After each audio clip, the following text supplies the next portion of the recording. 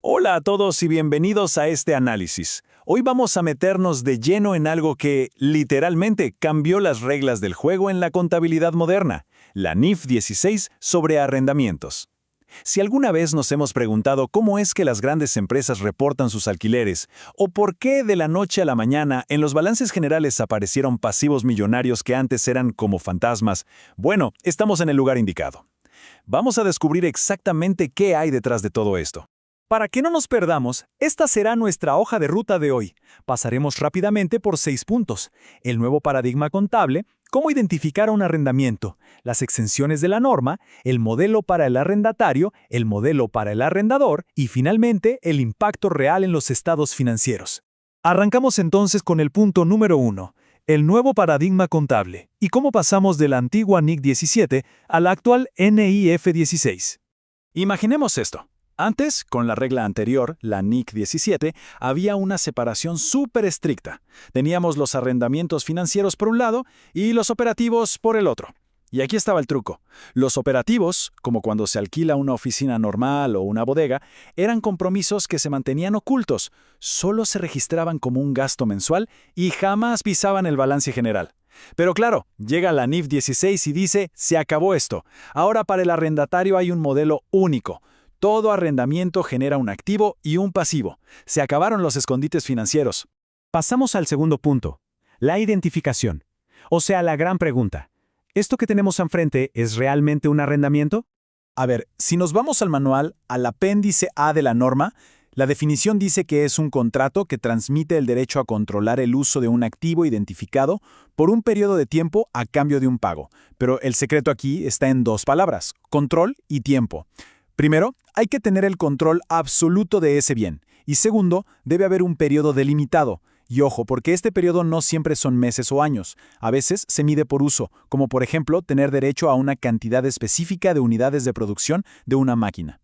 Ahora, para comprobar si de verdad existe ese control, la norma nos pone a prueba con un árbol de decisiones implacable. Primero, ¿podemos identificar físicamente el activo? Segundo, al usarlo, ¿nos quedamos con prácticamente todos los beneficios económicos que genera? Y tercero, que es el filtro más rudo, ¿tenemos el derecho a dirigir el uso? Es decir, ¿podemos decidir cómo y para qué se usa? Porque si resulta que el proveedor es el que dicta las reglas y nos impone cómo operar la máquina, entonces fallamos la prueba. No es un arrendamiento, es un simple contrato de servicios. Así de claro. Vamos con la sección 3. Las exenciones de la norma. Porque sí, hasta las reglas financieras más estrictas tienen sus excepciones pragmáticas.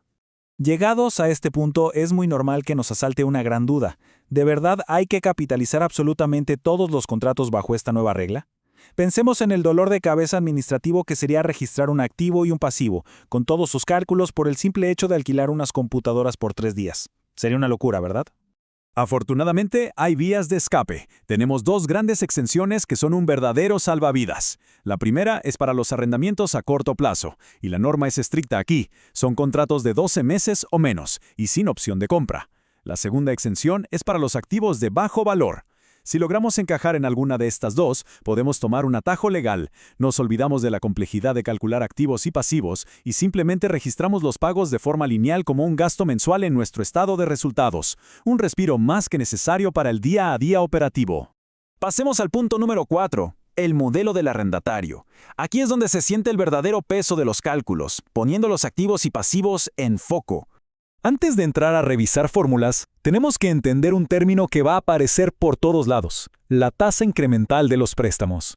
Resulta que para registrar la deuda hay que traer el valor de todos los pagos futuros al día de hoy. Lo ideal sería usar la tasa de interés implícita del contrato, pero ¿qué pasa cuando esa tasa es un misterio imposible de adivinar? Ahí entra la tasa incremental. En palabras muy sencillas, es el interés que nos cobraría el banco si, hoy mismo, fuéramos a pedir dinero prestado para comprar ese activo, con garantías similares y en un entorno económico parecido. Bueno, veamos cómo funciona esta maquinaria en la práctica. Al principio, el activo por derecho de uso entra por su costo. Pero ojo, este costo no es un número sacado de la nada, es la suma del pasivo que calculamos, más pagos que ya hicimos, costos directos iniciales y hasta lo que nos costará desmantellar el bien al final. A la par, el pasivo se mide descontando esos pagos futuros que aún no hacemos. Y luego, ¿qué pasa con el tiempo? Pues el activo normalmente va perdiendo valor mes a mes por la depreciación. Y el pasivo hace algo interesante. Crece un poquito por los intereses acumulados, pero baja cada vez que pagamos la cuota. Es, de verdad, una arquitectura financiera perfectamente equilibrada. Esto nos lleva a nuestra quinta sección. El modelo del arrendador, o lo que llamamos la doble realidad contable. Resulta que para el dueño del bien, la historia es muy distinta. De hecho, para ellos siguen existiendo dos mundos separados. Por un lado tenemos el arrendamiento financiero. Esto pasa cuando el dueño transfiere casi todos los riesgos y beneficios de la propiedad. Contablemente, el dueño saca el activo de sus libros y lo cambia por una cuenta por cobrar, funcionando casi como si fuera un banco dando un préstamo. Por el otro lado está el arrendamiento operativo. Aquí no se transfieren los grandes riesgos. El dueño sigue siendo el dueño de toda la vida, mantiene el activo en su balance, lo sigue depreciando y simplemente registra lo que cobra mes a mes como un ingreso lineal. Hagamos aquí un pequeñísimo paréntesis para un dato curioso que es absolutamente vital. Dentro de ese modelo operativo, donde el dueño sigue depreciando su propiedad, hay una regla dorada que no se puede romper. Los terrenos jamás se deprecian. Las máquinas se desgastan, los edificios se deterioran con los años, pero la porción de valor que corresponde a la tierra firme se queda intacta. Suena un simple tecnicismo, pero si esto se nos olvida, podemos distorsionar por completo el estado de resultados. Y bueno, ¿qué pasa cuando la cadena se alarga y entramos al mundo del subarrendamiento? Es decir, cuando alquilamos algo y se lo volvemos a alquilar a un tercero. La regla aquí dice que todo se valora tomando como base el activo por derecho de uso original, no el activo físico en sí.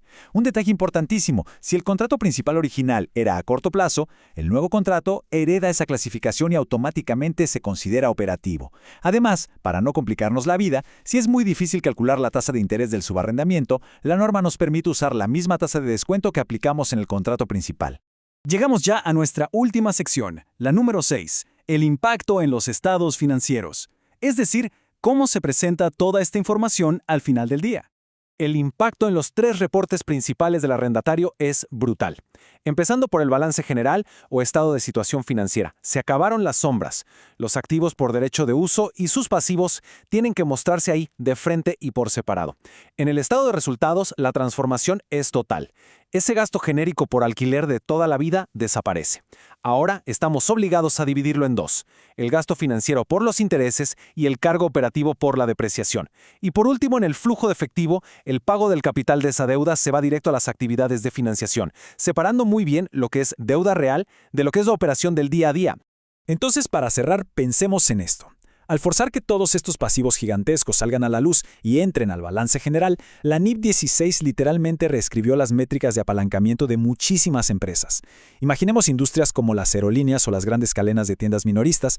De pronto sus libros muestran deudas monumentales que en realidad siempre estuvieron ahí.